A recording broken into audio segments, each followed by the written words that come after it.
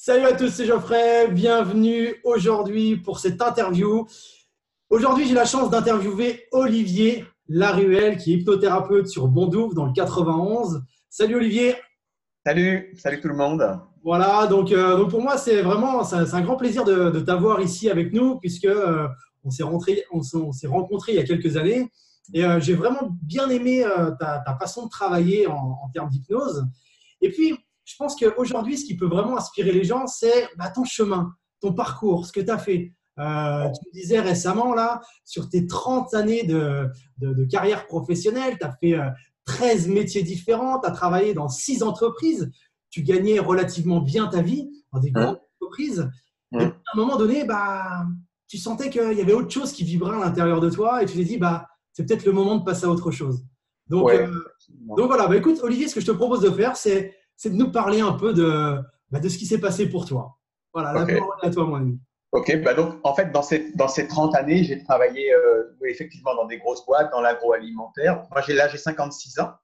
J'ai travaillé dans des grosses sociétés, dans l'agroalimentaire, dans l'électronique grand public et puis dans la téléphonie mobile. Euh, j'ai eu des métiers divers. J'ai été commercial, j'ai fait de la formation, j'ai été chef des ventes, directeur régional. J'ai fait des métiers d'interface pour préparer des lancements commerciaux. J'ai fait 10 années de négociation avec les centrales d'achat de la grande distribution. Et sur les 15 dernières années, donc, je travaillais chez un opérateur de téléphonie mobile. Et dans les 8 dernières années, je dirigeais le service formation, pôle formation qu'on appelait savoir-faire métier. Et puis, donc, alors, notre métier, en fait, c'était avec une équipe de consultants. Euh, on formait des vendeurs, des conseillers de clientèle, des managers à la vente et à la communication. Et on avait une spécialité qui était l'intelligence émotionnelle dans les relations interpersonnelles. Donc, déjà à l'époque, je touchais du doigt ce qu'est la programmation neurolinguistique. Tu étais C'était déjà probablement dans l'humain, finalement. Tu étais déjà en train de traiter tout ce qui était humain dans les entreprises. absolument, absolument. Avec toute la lourdeur qu'il peut y avoir dans des grosses entreprises, euh, tout ce que ça peut amener de manque de réactivité, d'obligé de composer avec les uns et les autres, avec des contraintes financières, budgétaires, humaines. Et puis avec, pour celles et ceux qui travaillent dans des grosses entreprises et qui doivent le savoir, euh, cette difficulté qui fait que dans une entreprise, ce n'est pas toujours les personnes qui travaillent le mieux qui vont être valorisées, qui vont être accompagnées. Ça, c'est quelque chose qui est très étrange, d'ailleurs, que j'ai abordé dans mon bouquin, dans un chapitre qui s'appelle La vie des hommes. Mhm. Euh, tu vois, j'ai même un manager, moi, qui m'avait expliqué chez Bouygues Télécom que l'image que je véhiculais avait beaucoup moins d'importance que ma valeur ajoutée, que ce que je pouvais apporter à l'entreprise. Et cette phrase, d'ailleurs, elle est très significative de ce qui m'a amené à décider un jour de changer de vie.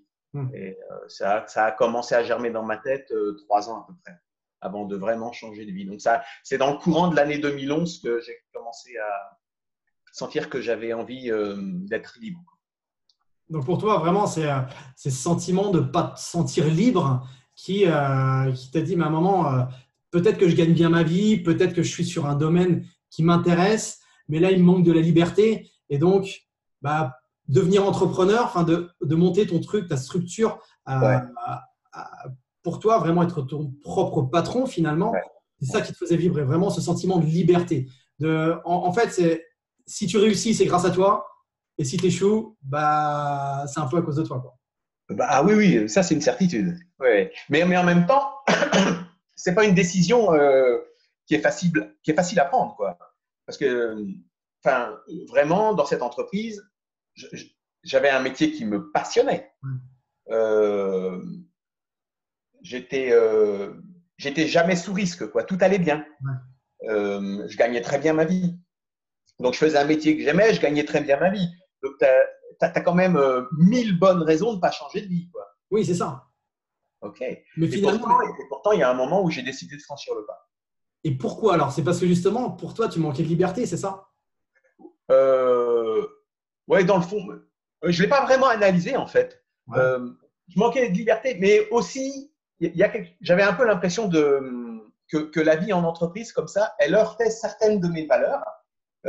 Mais en même temps, j'ai un peu de mal tu vois, si tu me disais, mais quelle valeur, je vais avoir du mal à te répondre. D'accord. Mais fondamentalement, travailler 12 heures par jour, tous les jours, pour une énorme entreprise qui va gagner des milliards et permettre à des actionnaires de s'enrichir, il y avait quelque chose. Et ça fait. Je pense que j'y pensais même sur les 10 dernières années de ma vie professionnelle. Il y avait quelque chose de pas logique dans ma vie. D'accord. Tu avais Je ne me pas fait pour ça, en fait. Tu avais cette dissonance en fait entre ce que tu disais et ce qui vibrait à l'intérieur de toi. Ouais. Et après, au moment de choisir de changer de vie, parce que c'est quand même bien de ça qu'il s'agit, hein, de changer vraiment de mode de vie, résonne dans ta tête 1000 bonnes raisons de ne pas le faire. C'est ça. Et je pense que les gens qui nous écoutent là aujourd'hui, peut-être que certains se sentent pas bien dans leur job, peut-être que certains ont un job comme toi tu avais, c'est-à-dire confortable, du point de vue extérieur, il a tout pour être heureux, mais au final, intérieurement, c'est pas génial, quoi. Et donc, il y a 1000 bonnes raisons de pas franchir le pas. Et souvent, les gens peuvent avoir de la peur, de l'angoisse, de se dire, mais attends, je gagne bien ma vie. Donc, mais d'un autre côté, il y a cette petite voix qui te dit, t'as qu'une vie, quoi.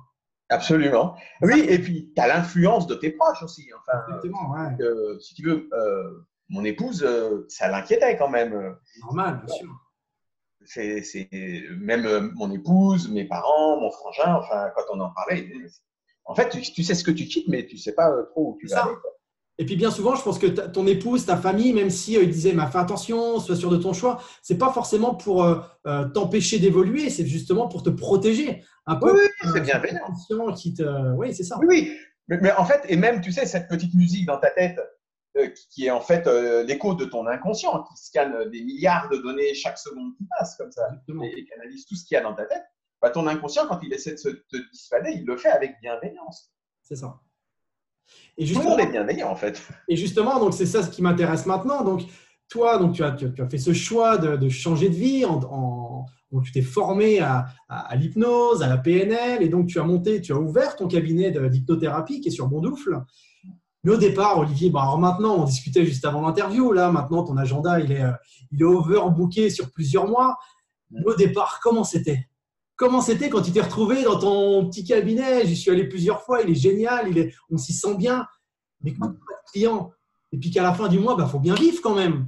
Donc c'est bien. Au départ, tu es seul au monde. C'est ça le truc. Oui, au départ, tu es seul au monde. C'est ça. En fait, c'est toute la différence entre travailler dans une entreprise dans laquelle tu as une existence, il y a des gens qui te connaissent, tu es visible. Quand tu arrives, on te dit bonjour. Et d'un seul coup, tu es seul au monde. Et voilà, c'est ça, seul au monde. En fait, c'est ce que je me disais, je suis seul au monde. Et j'avais 2-3 rendez-vous par semaine à mes débuts.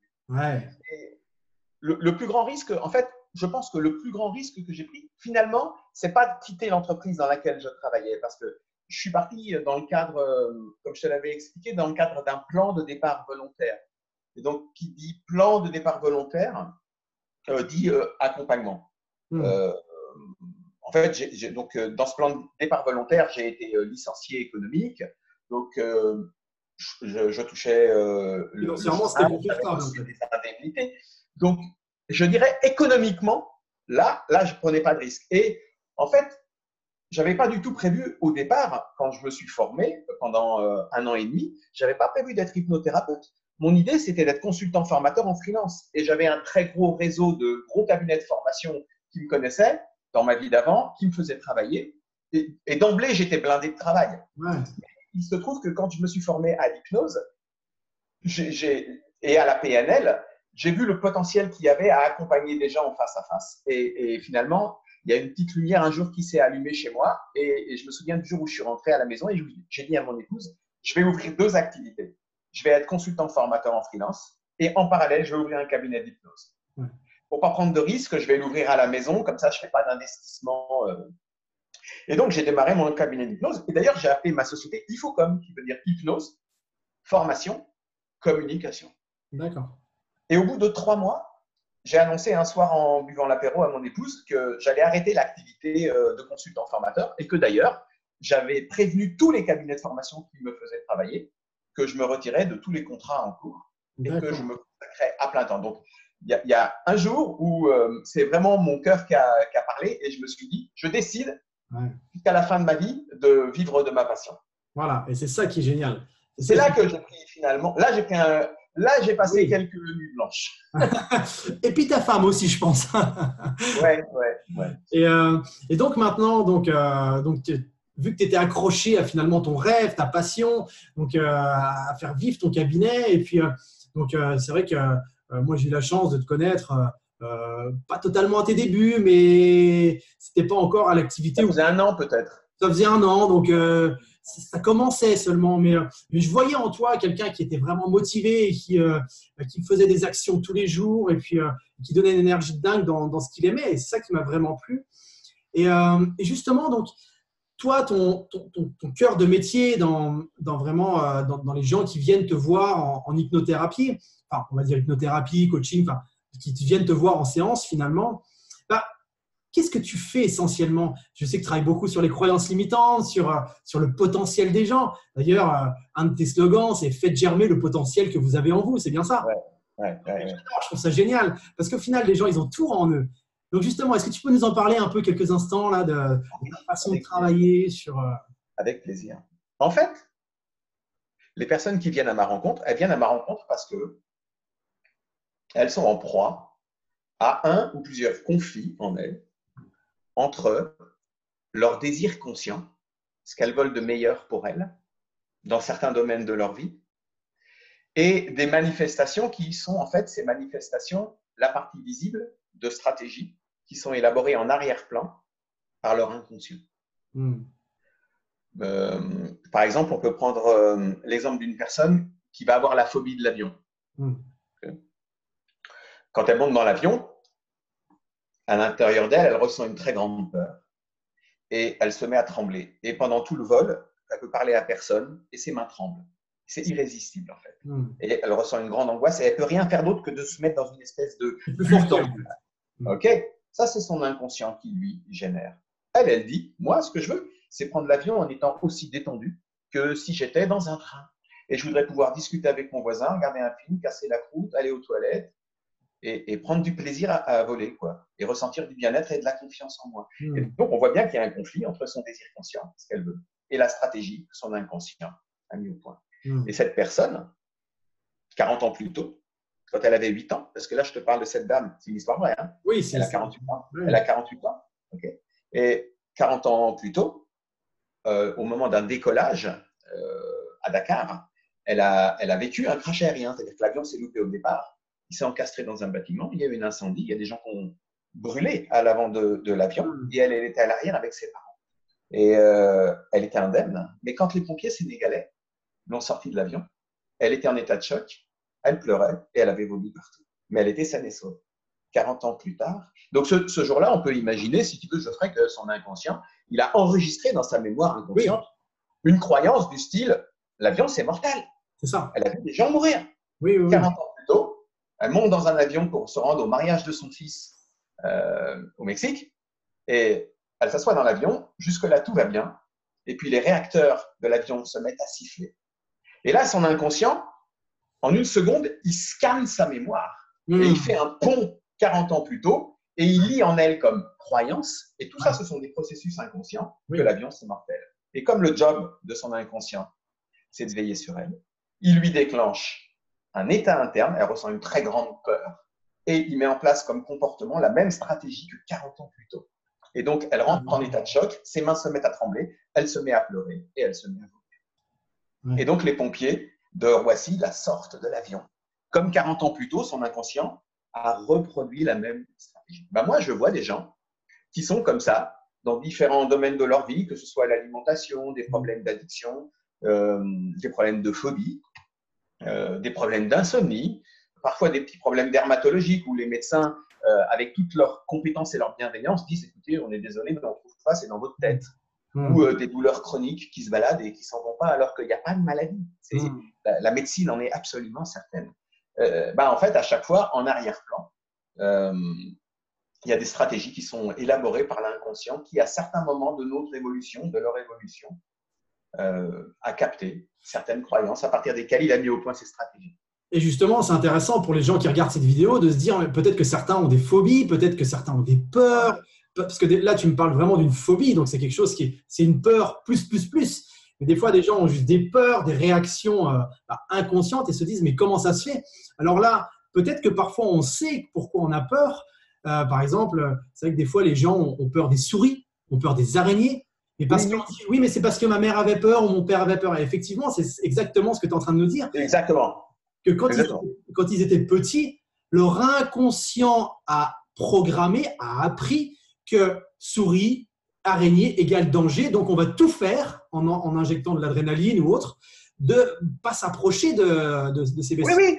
oui. Et l'intention de ton inconscient à ce moment-là est parfaitement bienveillante. D'ailleurs, c'est important que les gens y comprennent. Et on va faire un pont avec le début de notre échange, si tu veux. C'est important que les gens comprennent qu'en toutes circonstances,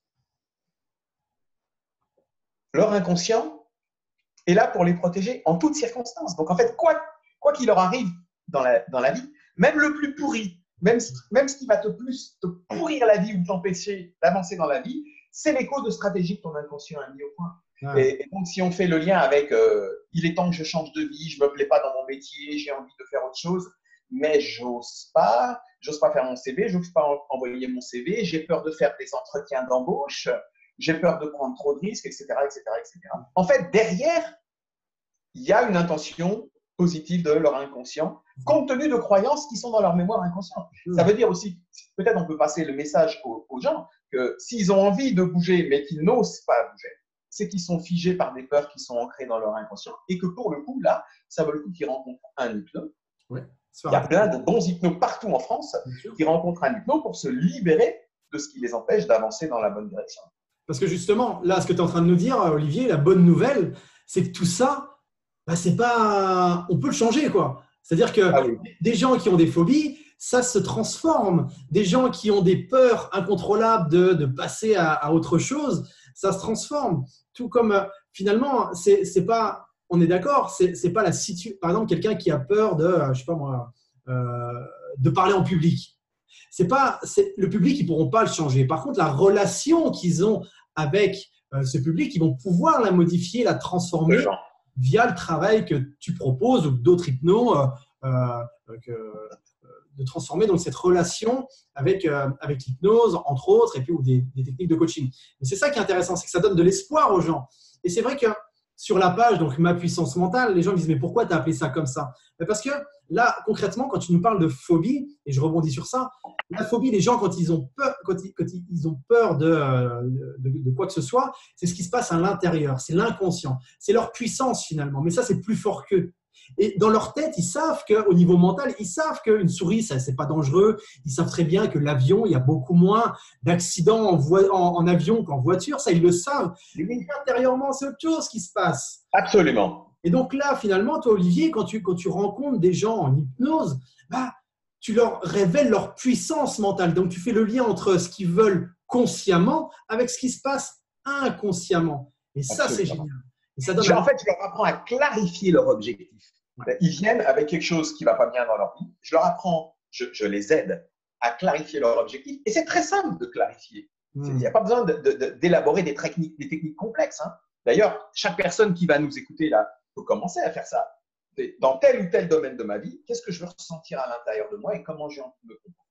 Et s'il y a un écart entre ce que tu ressens à l'intérieur de toi et ce que tu as envie de faire dans un domaine de ta vie, tu peux rencontrer un hypno et il va t'aider, il va t'apprendre, il va t'aider à clarifier ton objectif, il va t'apprendre à rentrer en état d'hypnose. Et l'état d'hypnose, en fait, c'est tout simplement un état imaginaire très simple et très naturel qui te va te permettre de dialoguer avec cette partie de toi qui, avec bienveillance, te génère des choses qui ne te conviennent pas.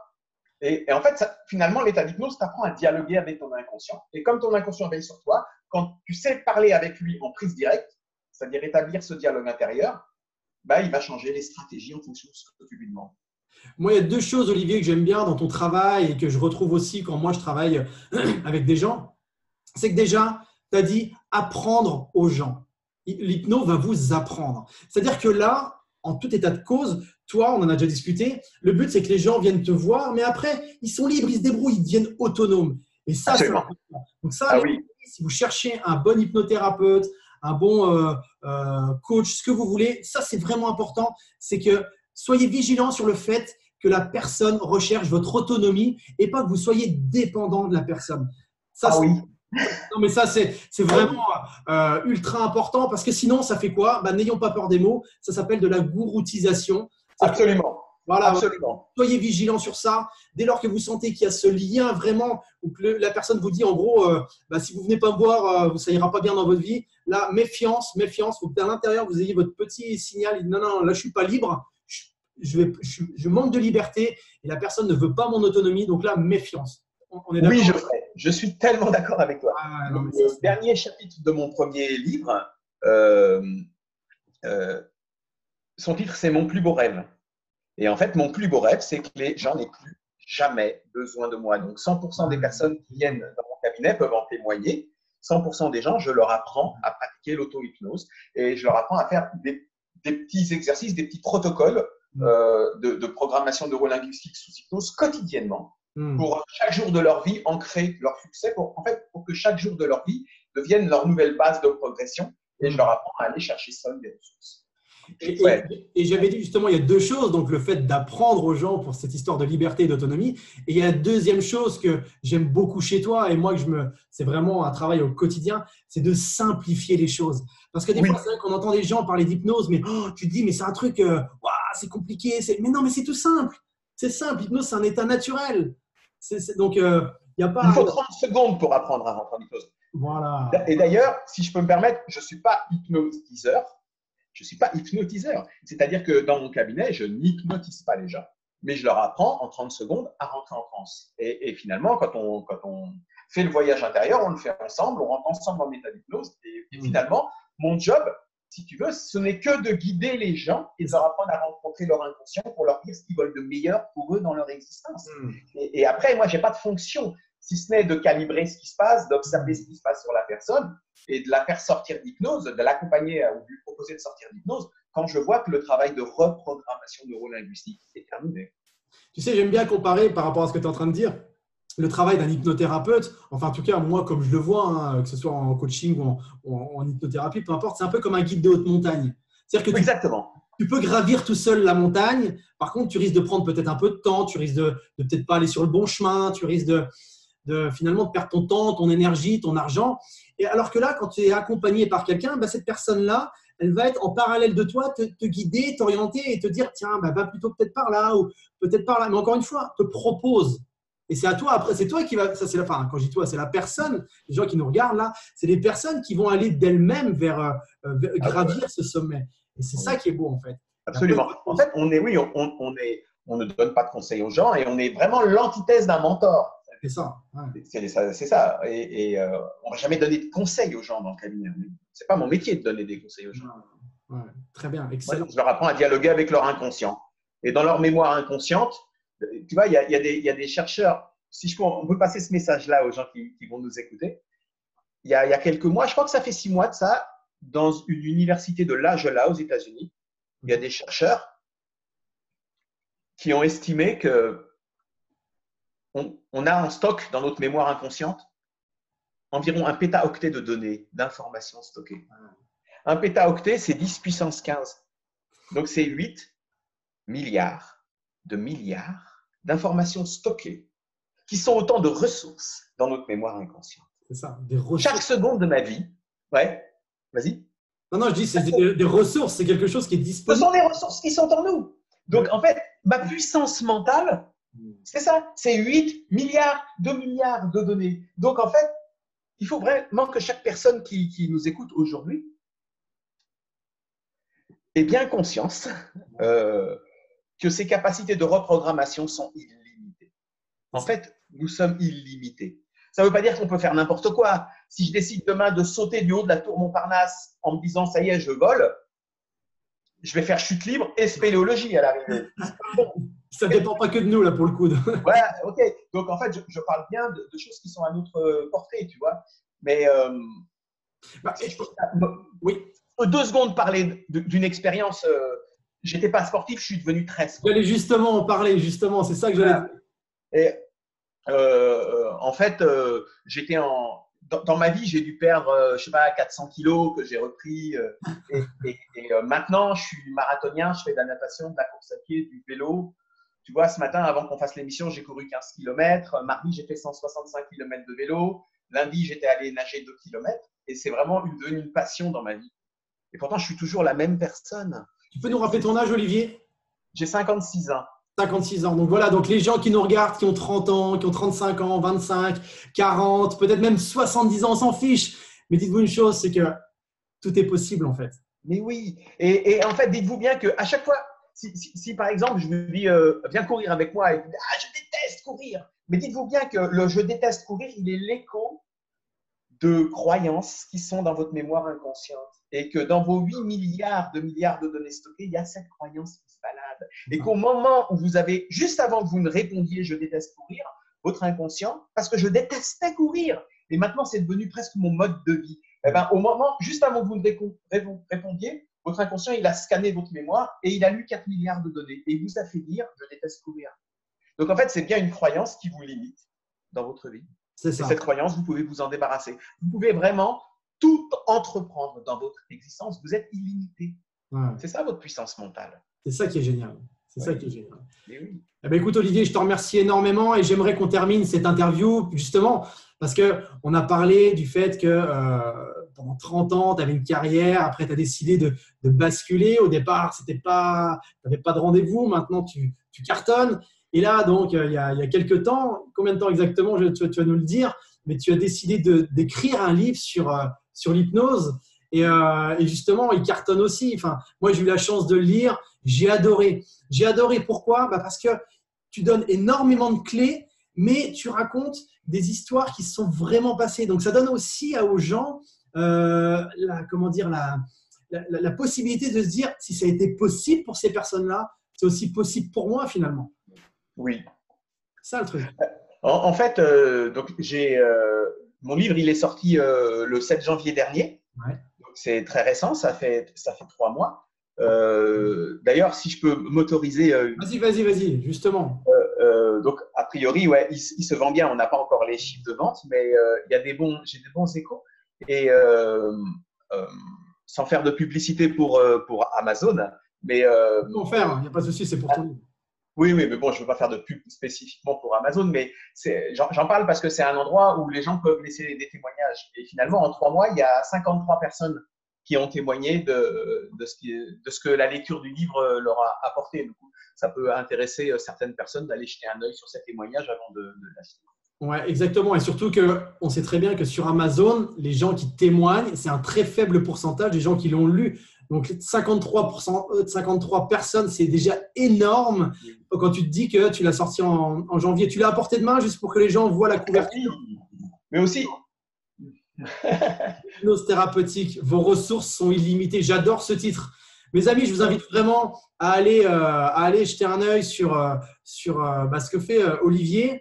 Donc, toi, tu as une page aussi Facebook, peut-être? Oui, j'ai une page Facebook qui s'appelle Infocom. En fait, j'ai une page perso, mais sur laquelle je ne parle que de sport, de PNL et d'hypnose. J'ai une page Facebook qui s'appelle Infocom. C'est le nom de ma société. Voilà. Un site internet aussi? Oui, un site internet, Infocom Hypnose.